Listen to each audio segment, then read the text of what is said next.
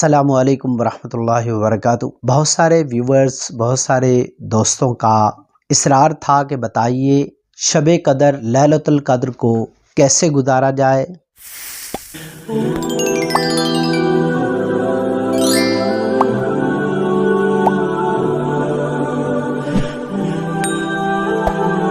اس میں کون کون سی عبادت کی جائیں، شریعت مطہرہ ہمیں اس حوالے سے کیا رہنمائی کرتی ہے۔ لیلۃ القدر اصل میں ہے کیا؟ وما ادراک ما لیلۃ القدر، کہ لیلۃ القدر ہے کیا؟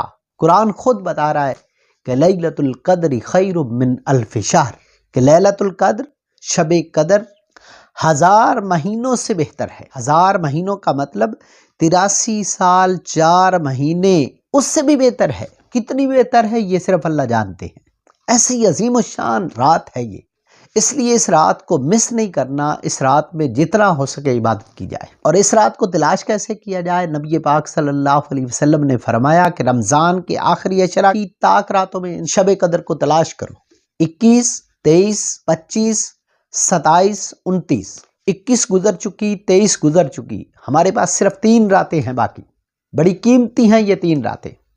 ان راتوں میں ہم جاگ کر اللہ تعالیٰ کی عبادت کریں۔ آپ کے صرف یہ 3 سے 5 منٹ انشاءاللہ آپ کو یہ ساری بات سمجھا دیں گے، آپ کو سکھا دیں گے کہ لیلۃ القدر شب قدر کو آپ نے عبادت کیسے کرنی ہے۔ پہلی بات جو فرض کے درجے میں ہے، جس کے بغیر ہمارا چارہ کار ہی نہیں ہے، کہ طاق رات کی عشاء اور فجر کی نماز جماعت سے نہ چھوٹے، کیونکہ اس کے بارے میں نبی پاک صلی اللہ علیہ وسلم نے خوشخبری سنائی کہ جو شخص، یہ عام دنوں کی بات کر رہا ہوں، طاق رات میں تو اور درجہ بڑھ جاتا ہے، کہ جو شخص عشاء کی نماز اور فجر کی نماز جماعت کے ساتھ ادا کرے، ایسے ہے گویا اس نے ساری رات عبادت میں بسر کی ہے۔ یہ عام دنوں کی بات ہے، تو رمضان کے اندر تو فرض نماز کا ثواب 70 گنا بڑھا دیا جاتا ہے، اور پھر لیلۃ القدر میں ہو تو کیا ہی بات ہے۔ اور اس رات کے بارے میں نبی پاک صلی اللہ علیہ وسلم نے فرمایا، اس رات میں جو محروم رہا وہ ہر خیر اور ہر بھلائی سے محروم رہا۔ اور دوسرے مقام پہ فرمایا کہ اس رات سے محروم وہی رہتا ہے جو بد نصیب ہوتا ہے۔ بد نصیب اس رات کے اندر عبادت اللہ کی نہیں کر سکتا۔ اب ہم نے بد نصیب بننا ہے یا خوش نصیب بننا ہے، یہ ہم نے خود فیصلہ کرنا ہے۔ دوسری چیز، اس رات کے اندر نوافل کی کثرت کرنی ہے۔ اور سب سے پہلے جیسے ہی طاق رات کا سورج غروب ہو، مغرب کی نماز ادا ہو چکی، اس کے بعد 6 نوافل اوابین کے نہیں چھوڑنے، 2 کر کے یہ نوافل ادا کرنے ہیں۔ اور اس نماز کا، اوابین کا اتنا اجر ہے، اتنا اجر ہے کہ حدیث کے اندر آتا ہے، حضور نے خوشخبری سنائی عام دنوں کے لیے کہ جو شخص یہ 6 نوافل ادا کرتا ہے، اس کو اللہ رب العزت اپنے رحمت کے خزانے سے 12 سال کی عبادت کا اجر عطا فرماتے ہیں۔ یہ عام دنوں کی بات کر رہا ہوں۔ اور رمضان میں نوافل کا اجر فرض کے برابر ہو جاتا ہے، اور لیلۃ القدر ہو تو پھر تو کیا ہی بات ہے، اور اجر بڑھ جاتا ہے۔ شب قدر کی رات کے اندر صلاۃ التسبیح کا اہتمام کرنا ہے۔ صلاۃ التسبیح کا مکمل طریقہ میری دوسری ویڈیو سے آپ سیکھ سکتے ہیں، جس کا لنک میں نے ڈسکرپشن میں دے دیا ہے۔ مکمل طریقہ وہاں بتا دیا گیا ہے۔ اور اسی رات کی عبادت کے اندر تہجد کی نماز شامل ہے، کہ صبح سحری کا وقت ختم ہونے سے پہلے آپ 2 سے لے کے 12 نوافل تک تہجد کی نیت سے پڑھیں۔ اللہ تعالیٰ بہت اجر عظیم عطا فرمائیں گے، کیونکہ قرآن کے اندر تہجد پڑھنے والوں کی اللہ نے تعریف فرمائی ہے۔ پہلی چیز کیا ہے؟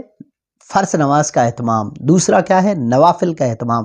تیسرا ہے تلاوت کا اہتمام۔ جتنی ہمت ہو، جتنی اللہ نے توفیق دی ہو، تلاوت کثرت سے کرنی ہے۔ اس کے ساتھ ساتھ استغفار کرنا ہے، اللہ سے معافی مانگنی ہے اپنے گناہوں کی، اپنی غلطیوں کی۔ استغفر اللہ، استغفر اللہ، یہ پڑھتے رہنا ہے۔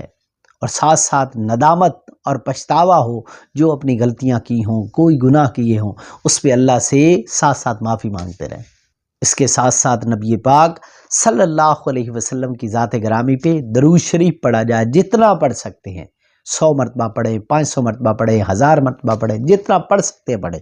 اس کے ساتھ ساتھ کلمہ شریف کا ذکر کریں، یہ بھی جتنا آپ کر سکتے ہیں، 100 کریں، 500 مرتبہ کریں، 1000 کریں، 5000 مرتبہ کریں، جتنا آپ کر سکتے ہیں کریں، کیونکہ کلمہ طیبہ کا ذکر یہ تمام اذکار سے افضل ذکر ہے۔ لا الہ الا اللہ، لا الہ الا اللہ، لا الہ الا اللہ، ہر 10-15 مرتبہ پڑھنے کے بعد لا الہ الا اللہ محمد الرسول اللہ اس طرح پڑھنا، یہ اللہ والوں نے سکھایا طریقہ میں۔